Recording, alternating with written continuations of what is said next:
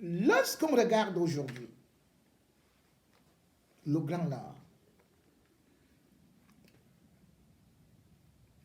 on ne va pas vous parler d'Isakam là-bas.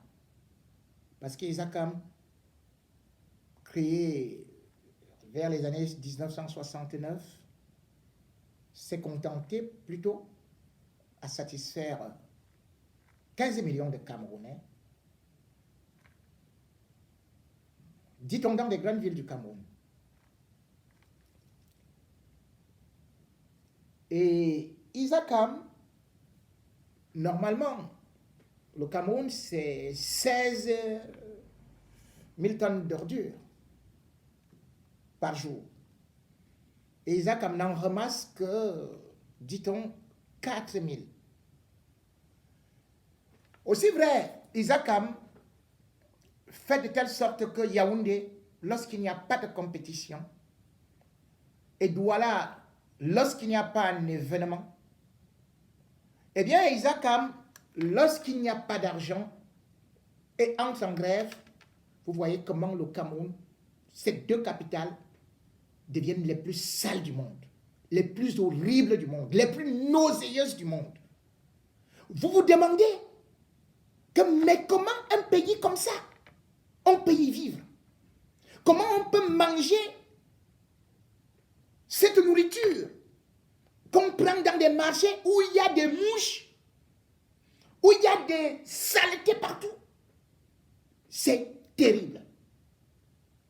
Mais alors, le véritable problème, c'est que non seulement Isakam n'a pas toutes les capacités, mais surtout, on continue à croire que dès qu'il y a une grève, on appelle les éboueurs, on les menace comme Ketia Cortés l'a fait, et puis, basta, c'est fini, on recommence comme d'habitude.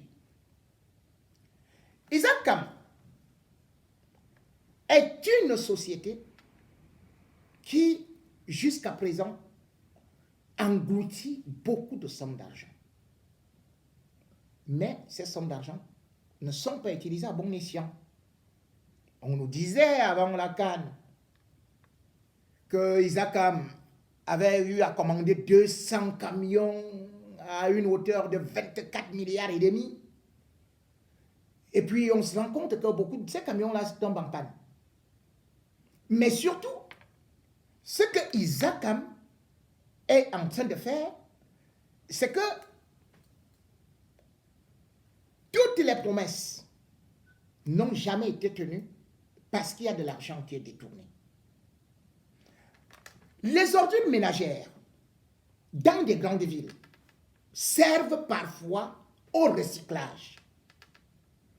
Vous vous rendez quand même compte que c'est depuis 2010 que Isakam avait annoncé, ou plutôt le gouvernement avait annoncé que les ordures ménagères récoltées dans des villes du Cameroun devraient être transformées en biogaz. Tout le monde a applaudi. On a sorti 3 milliards de francs CFA des caisses de l'État. Vous avez déjà vu un biogaz d'Isakam? Rien. Ils sont allés à la Banque mondiale.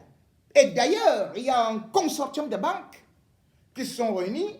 On a dit, maintenant, on va sortir des biocarburants. On va transformer toujours les immondices, non seulement en compost pour l'agriculture, mais aussi, on va utiliser une autre partie pour ce qui concerne, par exemple, les plastiques. Donc, on pourrait faire des pavés avec ça. Et surtout, on va faire des biocarburants. Tout le monde a applaudi. On nous a dit qu'on aura les biocarburants et même de l'énergie grâce aux ordures ménagères. Toutes ces sommes d'argent ont été englouties. Et de l'autre côté, on nous a dit que cela allait aussi bénéficier aux populations du Grand Nord. aujourd'hui, le Grand Nord souffre. Alors que, et d'ailleurs comme le littoral, c'est-à-dire comme Douala, comme Yaoundé, mais beaucoup plus le Grand Nord. On a vu des coupures d'électricité à n'en pas finir. Voilà donc les gens qui gèrent les gens qui gèrent ce pays, qui n'ont jamais voulu faire que chaque région bénéficie d'un développement en fonction de l'argent qu'on va prendre auprès des organismes internationaux. Aujourd'hui, on est là à se plaindre tout simplement de la saute des cotons, où on a voulu diviser le Grand Nord, où on a voulu opposer les Kirdi au Peul. Mais a-t-on offert l'électricité au Grand Nord? Non. Le Grand Nord est dans l'obscurité. Qui se rappelle de ça à Yaoundé? Pas Nganga. Bien au contraire, ils refusent de donner l'électricité propre, les énergies propres au Grand Nord. Est-ce que vous savez par exemple que il n'y a pas très longtemps, encore l'année dernière, US Invest avait réussi à venir au Cameroun, c'est-à-dire des Turcs, pour proposer de l'énergie photovoltaïque au Cameroun, et plus particulièrement aux populations du Grand Nord. Et pourquoi le Grand Nord? Parce que là-bas, il y a beaucoup de soleil. Ils sont arrivés, on leur a dit, attendez, envoyez le dossier à Motazé. Motazé a envoyé le dossier chez qui? Chez Ngongo. Ngongo a bloqué le dossier. Il a dit, vous revenez après la CAN. Ils arrivent après la CAN, on leur dit, on ne veut pas de ce projet au Grand Nord. Vous vous rendez compte?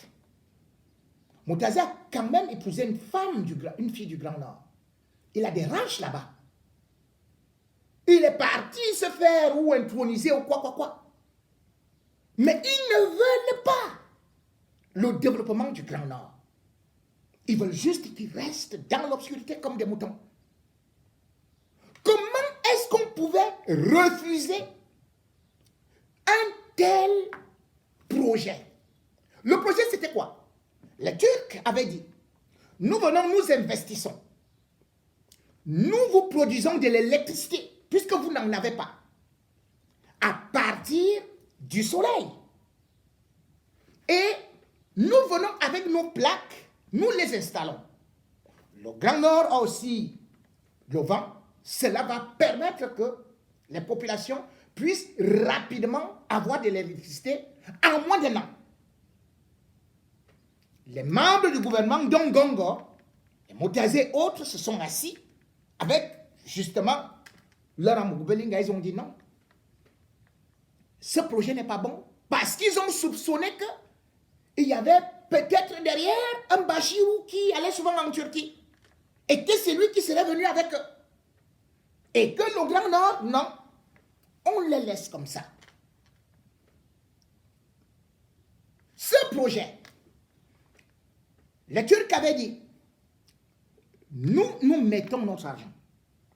Et lorsque nous mettons notre argent, nous exploitons pendant 20 ans. Les 5 ans qui restent, donc c'était un partenariat, comme on appelle, public-privé. Les 5 dernières années, nous formons des techniciens camerounais sur place. Les usines sont construites sur place. Nous partons. Et vous restez gérés. Ça devait créer des milliers d'emplois et aussi donner de l'énergie propre au Cameroun. Mais Ngongo a bloqué avec la bénédiction de Motazé. Les gars, ils sont partis au Tchad.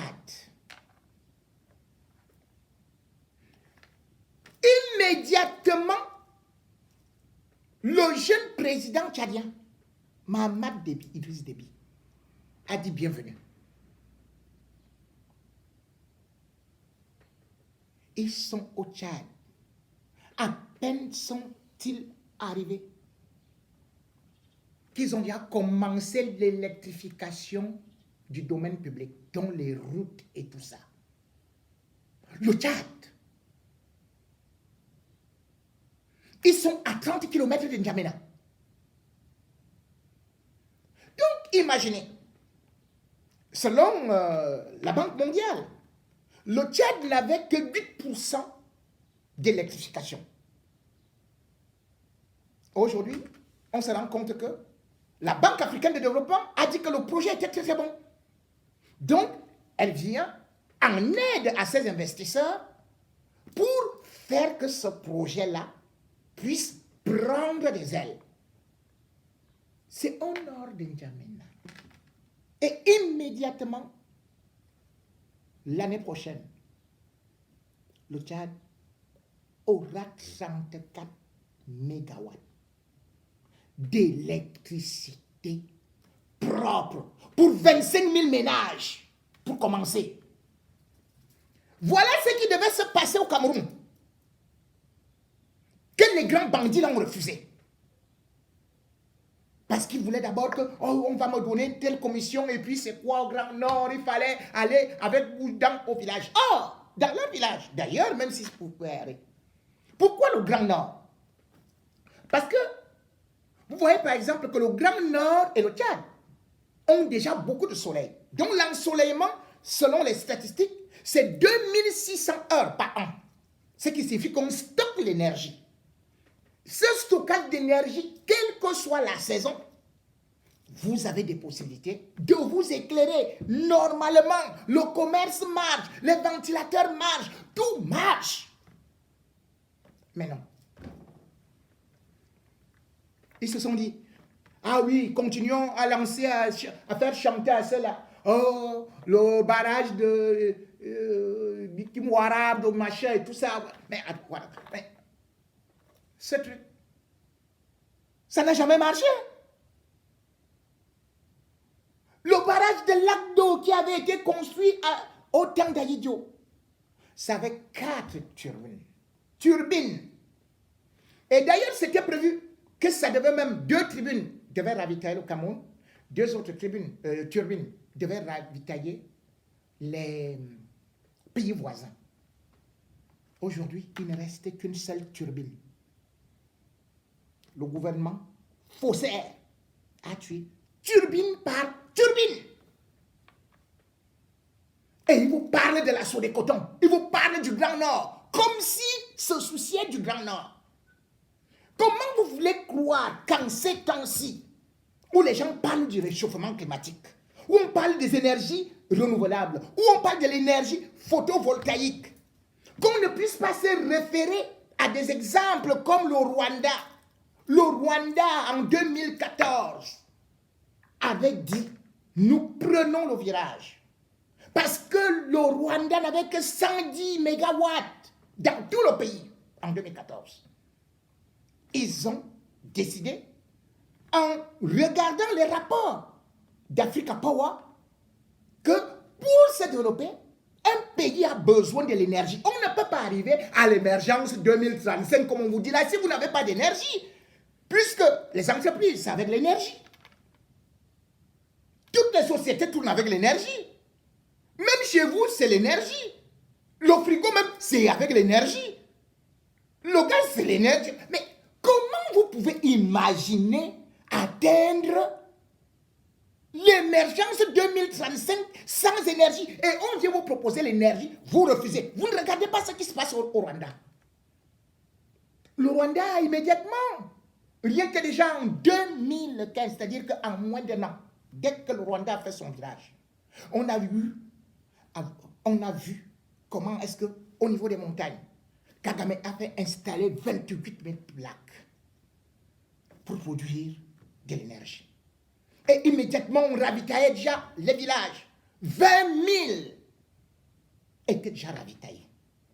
Et c'était non seulement avec le Rwanda, mais aussi avec cette entreprise turque qui a été chassée au Cameroun.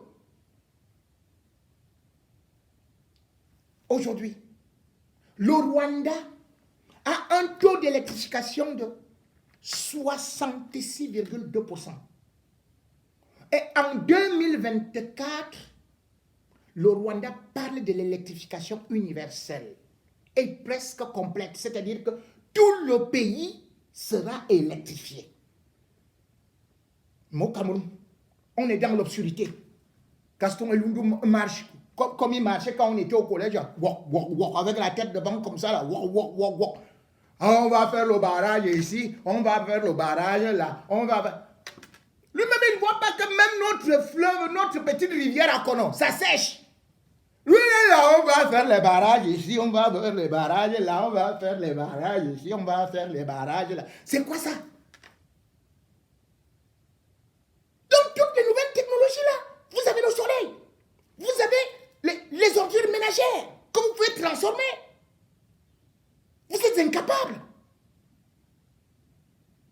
de le faire.